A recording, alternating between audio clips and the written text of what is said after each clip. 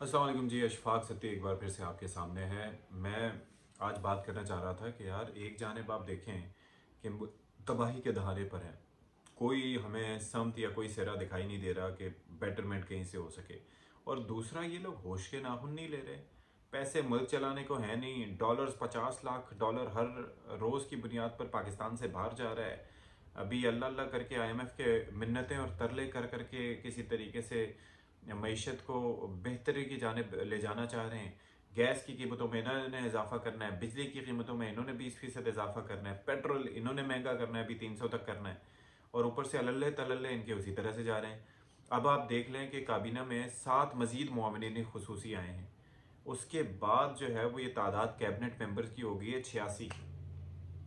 और 11% के हिसाब से जो काबीना के अरकान की तादाद होनी चाहिए 18वीं तरमीम के बाद, यानी कि 18वीं तरमीम जब आई थी तो उसमें बताया गया था कि काबीना के अरकान की तादाद पार्लियामेंट का 11% होनी चाहिए, यानी कि पार्लियामेंट मीन्स कौमी असम्बली और सेनेट।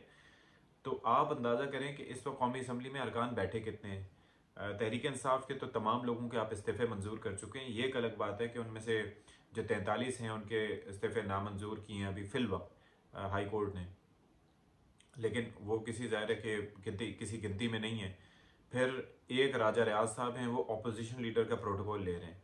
तकरीबन कोई 38 के करीब कायमा कमेटियां हैं या उससे भी ज़्यादा कायमा कमेटियां हैं, जिनका हिसाब किताब आप देख सकते हैं कि उनमें सरबराही उनकी PDM के पास है। यानी कि कायमा कमेटी के मेंबर जो होते हैं उनके भी आप बड़े शशके होते हैं। फिर दूसरी चीज़ आप ये देख लें कि ये जो मुआविनीन खुसूसी हैं इनकी तादाद है 40। अब आप सोचेंगे कि मुआविनीन खुसूसी के बारे में तो ये तो हुकूमती वज़रा कहते हैं, राना सनाउल्लाह और दीगर, कि इनको तो कोई हम अखराजात नहीं दे रहे, ये एजाज़ी तौर पर हैं। भाई एजाज़ी वैजाज़ी कुछ नहीं होता। अगर एजाज़ी क्या है मैं ज़रा बताए देता हूँ कि इस वक्त तकरीबन एक वज़ीर मुमलिकत जो होता है, एक होता है फेडरल मिनिस्टर, दूसरा होता है वज़ीर मुमलिकत, और फिर मुआविनीन खुसूसी को दर्जा दे दिया जाता है वज़ीर मुमलिकत का। तो उस सूरत में जो पर्क्स एंड द प्रिविलेजेस हैं वो उसको मिलती रहती हैं। एक वजीर मुमलिकत की तनख्वाह है 1,80,000 रुपये, ठीक है। अब 1,80,000 तनख्वाह के अलावा जो उसको पास पर्सनल सेक्रेटरी, फिर उसके बाद जो फ्यूल, फिर होम अलाउंस, फिर ट्रैवलिंग अलाउंस और सारी चीज़ें कर करा के शशके जो होते हैं ना, वो मिल मिला के अमाउंट बनता है 5 से 10 लाख रुपए का, ठीक है। 5 से 10 लाख रुपए महीने में एक बंदे के ऊपर आपके खर्च हो रहे हैं। और ये तादाद मिकदार, ये जो तादाद है ये कई ज़्यादा बढ़ जाती है। उसके बाद आपकी मईशत इस तरह से तबाह हो रही है कि आप किसी चीज़ की कमोडिटी प्राइसेस को भी कंट्रोल नहीं कर पा रहे, आप किसी तरीके से महंगाई को कंट्रोल नहीं कर पा रहे। आज जो चीज़ है वो सस्ती है। आज आप देख लें कि जो आपकी दवाएं हैं उसको महंगी होने के हवाले से इम्पोर्टेड दवाएं जनाब 350% महंगी होंगी, यानी कि 100 रुपये की जो आती थी अब 450 रुपये की आएगी, ठीक है। उसके अलावा जो जो फार्मास्यूटिकल कंपनीज हैं वो अब आज ये उनका मुतालबा है कि जी हमें जो दवाएं हैं उनकी कीमतों में 40% इजाफा करने की इजाज़त दी जाए, यानी 100 रुपये की जो दवा है वो 140 की करने की इजाज़त दी जाए। ये मैं हिसाब किताब के लिए आपको बता रहा हूँ। मतलब ओवरऑल इतने मसले हैं कि आपसे कोई चीज़ कंट्रोल नहीं हो रही, LCs आपसे नहीं खुल रही। ओवरऑल इनहताज चीज़ों का आया हुआ है। वो अल्लाह अल्लाह करके अभी वो जो दालों वगैरह की LCs खुली हैं तो थोड़ा सा उनकी प्राइसेस नीचे गई हैं, वरना तो अदरवाइज़ वो भी तबाही तबाही थी।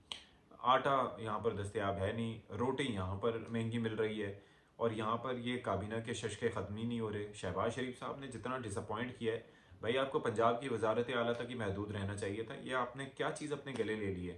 और ऊपर से सबको खुश करने की पॉलिसी जो है वो आपकी, उसने हमारे लिए अजाब दर अजाब कर दिया है। मतलब कौमी ख़जाने पे इतनी तबाही। मतलब आप लोगों ने आगे इलेक्शन में नहीं जाना, लगता यही है मुझे कि इनका इलेक्शन में जाने का कोई इरादा नहीं है। क्योंकि अगर इलेक्शन में जाने का इरादा होता तो फिर ये काम कम अज़ कम ना करते, फिर आवाम को रिलीफ दे रहे होते। यहाँ पर आवाम की गिच्ची घोटी हुई है और खूब जनाब अपने केसेस भी ख़त्म हो रहे हैं, अपने अयाशियाँ भी चल रही हैं, अपने लिए तमाम तर राहें हमवार की जा रही हैं, खुद इक़्तिदार से चिमटे रहने का फार्मूला तय कर लिया है और बातें करवा लो इनसे। भाई अगर 11% का भी था, 11% के हिसाब से जो मेंबर्स की तादाद बनती है वो होती है 49, ठीक है। 49 होने चाहिए। लेकिन आप मुल्क के हालात देखो तो इसमें तो बंदा खुद कहता है कि 30 के करीब ना हो। आप बरतानिया की मिसाल ले लो यार, आप भारत की मिसाल ले लो। बरतानिया में 30 से ज्यादा नंबर नहीं होता मिनिस्टर्स का। अमेरिका की मिसाल ले लें यार, आप लोग पता नहीं कौन सी दुनिया में रहते हैं। सवाए आवाम को लूटने के, सवाए शशकों के, सवाए किसी तरीके से कुछ ना कुछ लूट खसूट लें। जो लोग पहले छोड़ के गए हैं वो घर खाली नहीं कर रहे। मैं तो हैरान हूं इस बात से कि वो किस इस्तेहकाक के साथ अभी वहां पर बैठे हुए हैं। हुकूमत छोड़ देंगे, उसके बाद सिक्योरिटी चाहिए, सिक्योरिटी नहीं मिलेगी तो जान को खतरे हो जाते हैं। अच्छा, मुल्क में रहेंगे उस सूरत में जबकि हुकूमत है, उसके बाद इनकी बीमारियां ऐसी आती हैं कि मुल्क से रुखसत हो जाते हैं।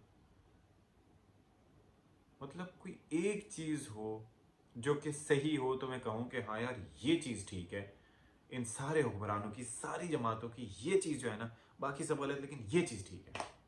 कोई एक चीज भी ठीक नहीं है। और बस मौका चाहिए आवाम को बनाने का, और आवाम भी इनके हाथों बन रहे होते हैं। तो फिर जैसी रूह वैसे फरिश्ते के मजदाक ये लोग आप पे मुसल्लत रहेंगे। फिर आप सोच लीजिए कि आपने क्या करना होगा, सोच लीजिए कि आपका गुजारा कैसा होगा इन लोगों के साथ। सोच लें कि अगर यही लोग आगे चल के भी आप पे मुसल्लत रहे तो आपके बच्चों का और आपका मुस्तकबिल आगे, उसकी कोई गारंटी नहीं है। पहले तो मुल्क से बाहर चले जाया करते थे ना, ब्रेन ड्रेन। अब तो मुल्क से बाहर भी नहीं जा सकते भाई। टिकट भी 5-5, 6-6 लाख रुपए का हो गया, वीज़ा फ़ी, प्रोसेसिंग फ़ी, आइल्स, और इसके साथ साथ बाकी सारी चीज़ें। It's unimaginable. और दूसरे मुल्क एक्सेप्ट क्यों करेंगे भाई आपको? उनको तो लगेगा कि इनके मुल्क की जो इकॉनमी है, जो रुपए की हालत है, तो ये तो आके चिमट जाएगा यहाँ से, इसने तो भागना ही नहीं है, वापस जाना ही नहीं है। पैसा बैठे बैठाए रखे रखा है, डीवैल्यू होता जा रहा है। तो थोड़ा सा होश के नाखुन लें जी। अल्लाह ताला सबके हाल पे बेहतर किया है। Stay tuned for more.